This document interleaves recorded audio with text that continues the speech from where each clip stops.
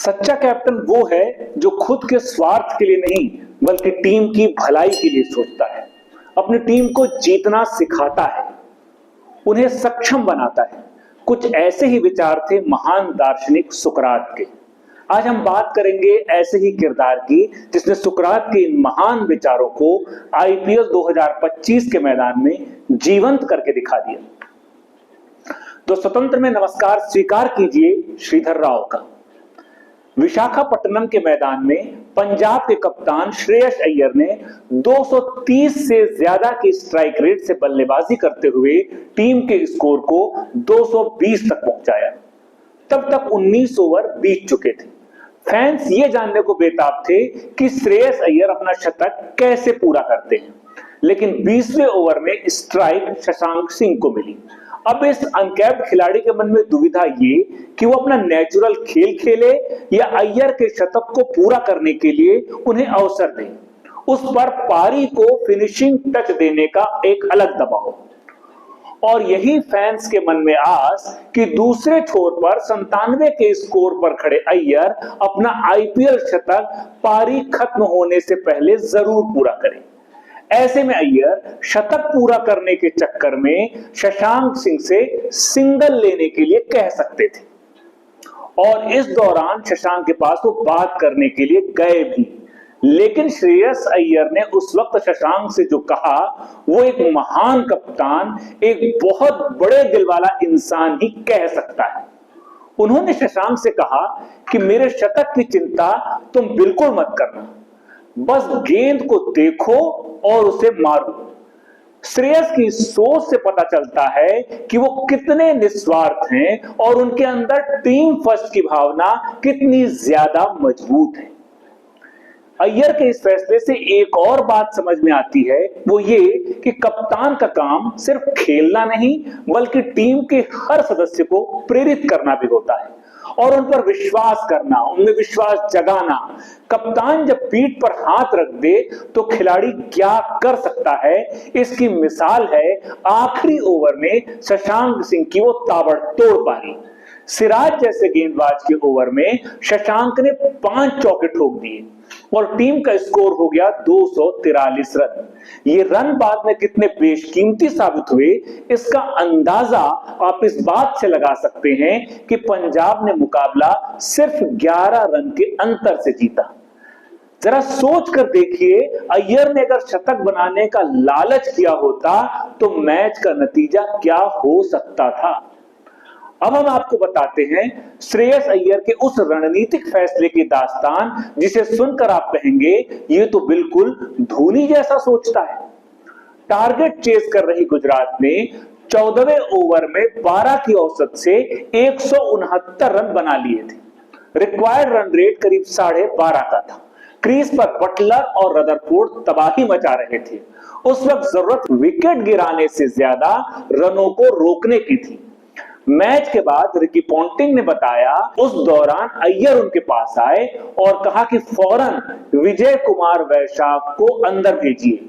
यकीन मानिए वैशाख पर अय्यर के इस भरोसे ने ही आखिरी में मैच को पूरी तरह से बदल दिया। वैशाख ने 15वें और 17वें ओवर में सिर्फ 10 रन ही दिए और गुजरात के टारगेट हासिल करने के मोमेंटम को तोड़ कर रख दिया। याद कीजिए, इसी तरह एमएस धोनी ने टी20 वर्ल्ड कप 2007 में जोगिंदर शर्मा से आखिरी ओवर करवाने की रणनीति अपनाई जिसने भारत को खिताब दिलवा दिया। हमारे कहने का मतलब ये है कि अय्यर की ये बड़ी जिम्मेदारी है कि वो कितनी बड़ी जिम्मेदारी संभाल सकते हैं, और ये बड़ी जिम्मेदारी संभालना उनके संस्कार में समाया हुआ है। पंजाब की कप्तानी करने से पहले श्रेयस अय्यर 70 मैचों में कप्तानी कर चुके हैं आईपीएल में। इस दौरान इन्होंने 38 मैचों में टीम को जीत दिलाई है। श्रेयस का विनिंग परसेंटेज 54 से ज्यादा है। अब आप समझ गए होंगे कि मेगा ऑक्शन में पंजाब किंग्स ने अय्यर को करीब 27 करोड़ रुपयों की भारी भरकम रकम में क्यों खरीदा। वैसे अय्यर ने अपनी लीडरशिप को तराशने का काम 2018 से ही शुरू कर दिया था, जब दिल्ली कैपिटल्स की टीम की कमान उनके हाथों में सौंपी गई। 2018 में जो टीम बॉटम में थी उसे 2019 में उन्होंने प्लेऑफ तक पहुंचा दिया। तब अय्यर ने ऋषभ पंत और पृथ्वी शॉ जैसे युवा खिलाड़ियों को आगे बढ़ने का भरपूर मौका दिया। उनकी कप्तानी में दिल्ली कैपिटल्स ने आक्रामक क्रिकेट खेलना शुरू किया, जिससे टीम को एक नया आत्मविश्वास मिला। यहां उन्होंने साबित किया कि कप्तान केवल एक बल्लेबाज नहीं बल्कि रणनीतिकार और एक मार्गदर्शक भी होता है। 2020 का सीजन दिल्ली कैपिटल्स के लिए ऐतिहासिक साबित हुआ, क्योंकि टीम पहली बार आईपीएल के फाइनल तक पहुंची। श्रेयस अय्यर इस सफर में एक मजबूत स्तंभ की तरह खड़े रहे। उन्होंने न केवल 519 रन बनाए बल्कि कई मुश्किल मुकाबलों में टीम का बहुत जिम्मेदारी के साथ नेतृत्व किया। 2021 की शुरुआत उनके कंधों में चोट लग गई, जिससे वो पूरे सीजन के लिए बाहर हो गए।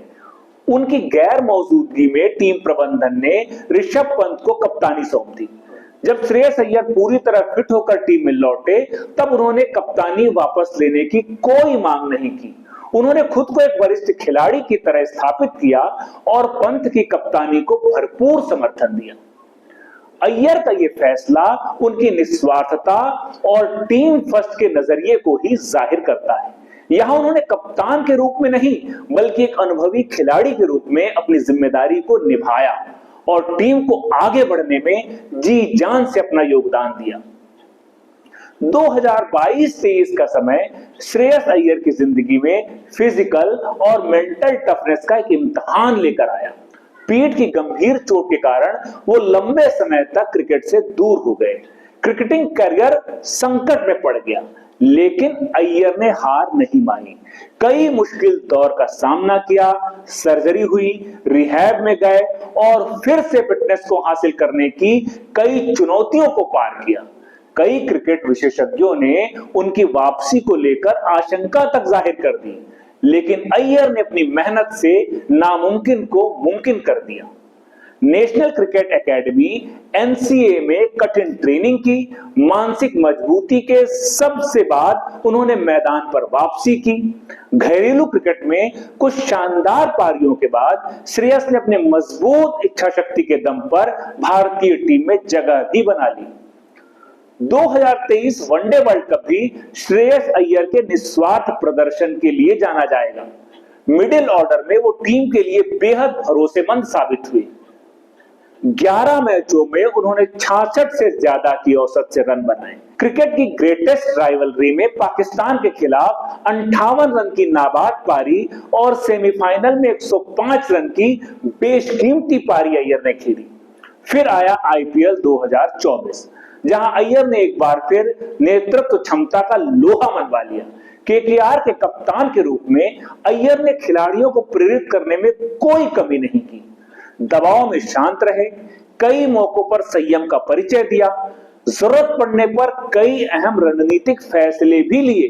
वेंकटेश अय्यर, नीतीश राणा जैसे खिलाड़ियों को बड़ी जिम्मेदारी दी और केकेआर को तीसरी बार आईपीएल की ट्रॉफी दिलवा दी। लेकिन जब सुर्खियां बटोरने की बारी आई तो अय्यर धीरे से पीछे हट गए और बाकी लोगों को आगे कर दिया।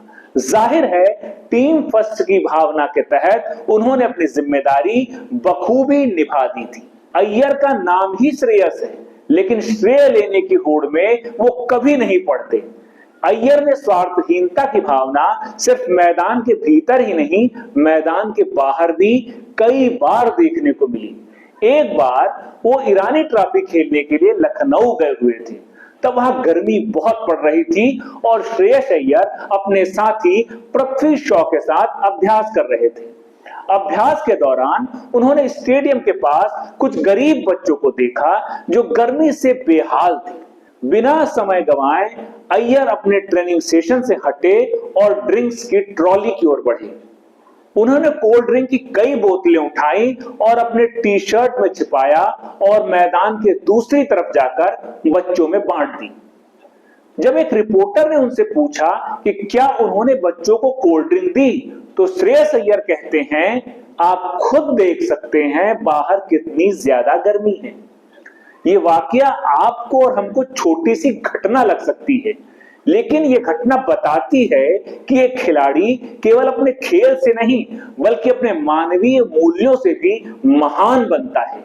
जिन बच्चों को अय्यर ने कोल्ड ड्रिंक दी, उनके माता पिता स्टेडियम परिसर में मजदूरी का काम करते थे। अय्यर की इस निस्वार्थ पहल ने यह साबित कर दिया कि वो सिर्फ एक शानदार क्रिकेटर, जानदार कप्तान ही नहीं बल्कि एक संवेदनशील इंसान भी है। मुझे उम्मीद है श्रेयस अय्यर की कहानी आप अपने बच्चों को जरूर सुनाएंगे, क्योंकि हमारे देश को बहुत ज्यादा जरूरत है कामयाबी के साथ साथ ऐसे मानवीय मूल्यों से भरे हुए लोगों की। अगर आपको निस्वार्थ भाव से भरे श्रेयस अय्यर की कहानी पसंद आई हो तो इसे लाइक, शेयर और चैनल को सब्सक्राइब करना बिल्कुल न भूलें। धन्यवाद।